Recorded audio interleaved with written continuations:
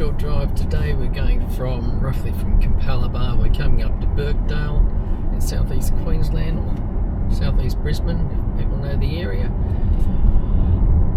We're going to Bunnings at Manly West. Got it. You're in Birkdale heading to Bunnings Manly West. Now 8.3 kilometers away, 11 minutes. Next, left at the roundabout onto Quarry Road in 500 meters. Thanks, Grok. Goodbye. Okay. So that's our little assistant helping out. I didn't realise she was still awake. Anyway, so we're going to Bunnings at Manly West, just a short drive. So this is the new... No worries. Safe travels. Bye for now. Bye. Okay, so I got a feeling I can't say the word because it'll wake her up, but the assistant isn't fully baked yet. Well, it is only beta, and I agree that it is definitely beta. Despite all the stuff goodbye. Despite all the stuff on YouTube about how great it is, I'm not sure. It's good if you do simple stuff, but if you want to do anything that's just a little bit out of the ordinary, it just doesn't work. So I'll be interested to see how we go with this roundabout up here. So what happened is with the update that we got in Australia about a week ago, it's new firmware for the car. I can't remember the number, but it'll be on screen. But with that came an updated version 13 of full self-driving. Now you'll see the note as the version number is the same version number as came out in September in Australia, but it's not the same version. It's an updated version which is based more on the US. Now this is where it has trouble. To check your firmware version, tap Controls then Software. Then, release notes on the touchscreen. It'll show the current version and details from that update. Alright. Grok, I need to say goodbye. Can you close down now?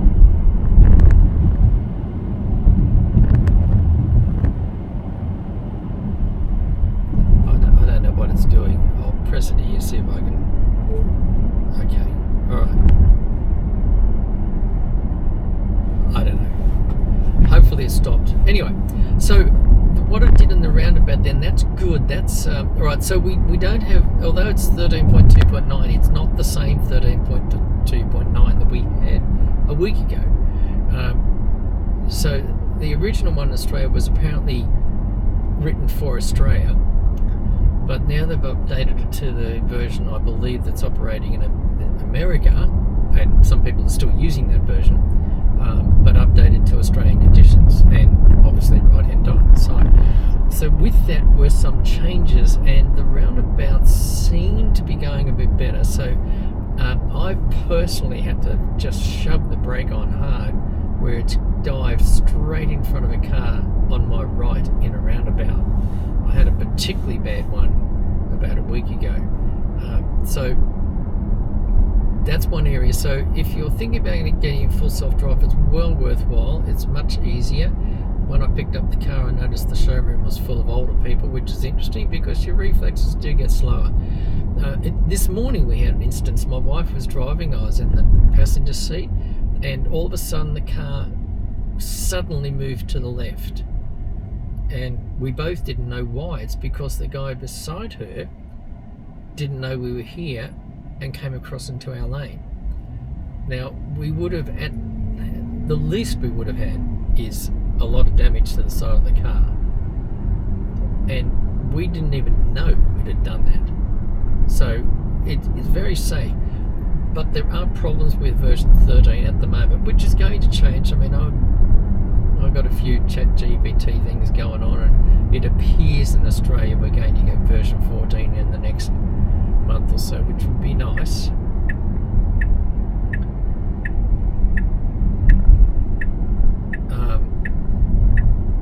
And I've got to say, it's very good at merging. I don't always agree with when it merges. I think sometimes it could merge earlier, but version 14 apparently fixes that. But it is very good. It's quite safe on highways and everything else. It's the little things. So roundabouts, I believe roundabouts aren't that common in America.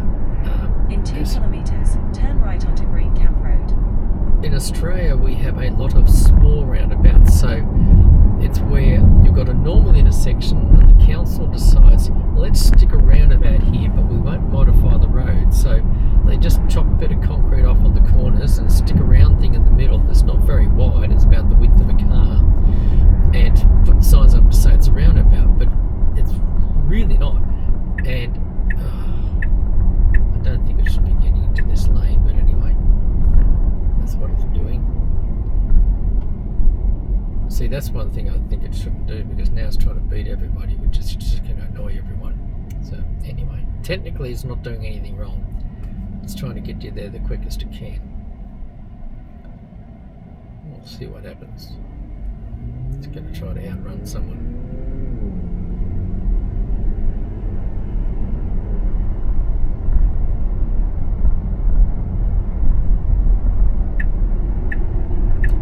Okay.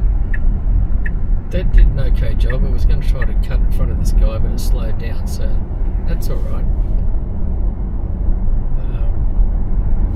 I don't know. See, the main thing is it just drives different to what you're thinking, but I mean, when you get in a taxi, you don't tell them how to drive, or an Uber, whatever it is, but it does a good job with a few things. So certainly something coming from the right is a problem with this version. So if you're aware of it, and my wife is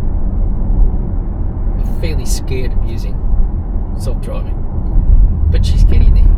And it's the thing to know is just a couple of things it doesn't do very well. One of them is roundabouts with cars on the right, and the other one is intersections without traffic lights with cars on the right. It doesn't seem to have so much trouble with cars on the left, but it does seem to have trouble with cars coming on the right, where it misjudges the speed of the car and how far away they are. Now turn right onto Green Version Camp Road. 14 is meant to fix that.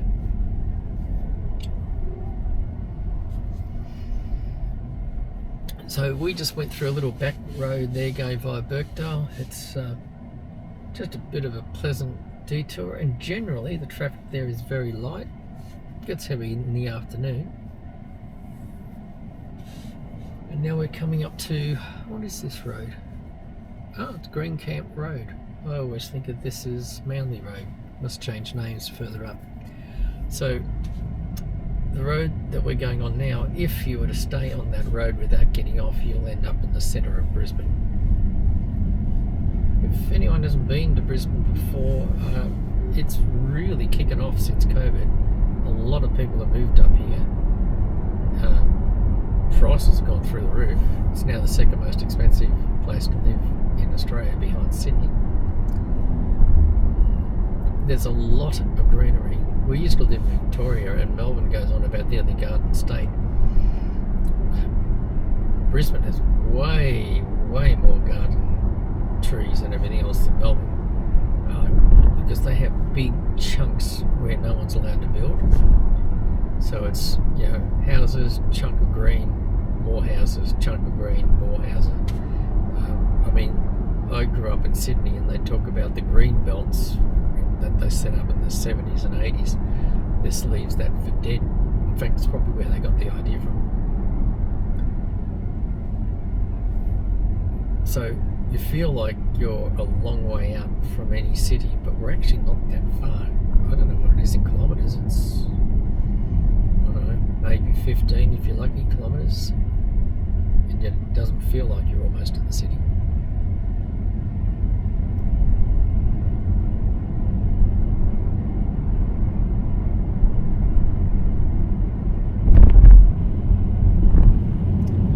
Interestingly, went through a red arrow. A lot of people break the law up here. One thing this version does badly, it cuts lanes. Now, it does learn, so if it does something wrong, don't fight it, don't brake, don't turn, whatever. Turn it off with the wheel, drive the way it's supposed to go, and then turn it back on, and it learns what it's supposed to do.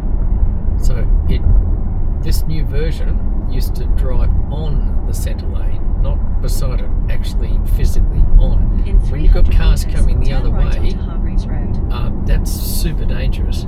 So I looked up how you meant to change it, and it said turn it off and then drive and then turn it back on again. It's now fixed it almost all the time. Now I haven't done a left-hand turn because I haven't noticed that before, Now but turn right onto Hargreaves Road. that was well and truly on the line just then. So next time I have a left-hand turn, it's only the gradual turns, I'll flick it off, move over a bit, and then flick it back on. Apparently it takes an image before and after when you turn it off, and a little video clip of what actually happens so the system can understand. And apparently if the computers can't understand what you did, then a human looks at it.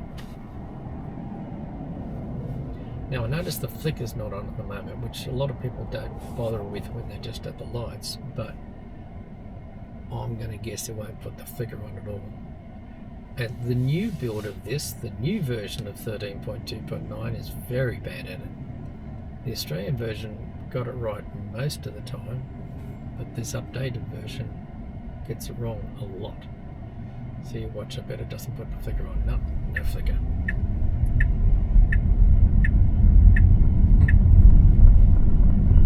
The other thing it has a lot of trouble with is school zones. So this is still school zone, is it?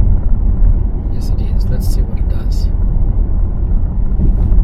And it hasn't slowed down, so it's currently speeding.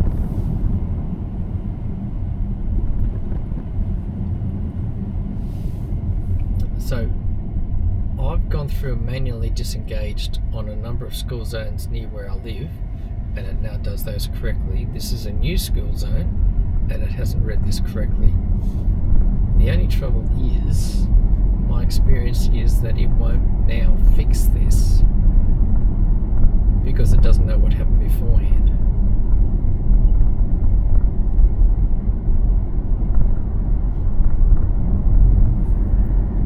In 200 meters, turn left. Then your destination will be on the right.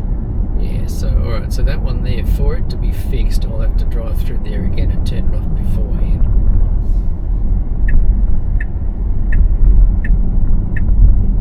Now turn left. Okay, well, I'm just about here at Bunnings, so I'll see you later.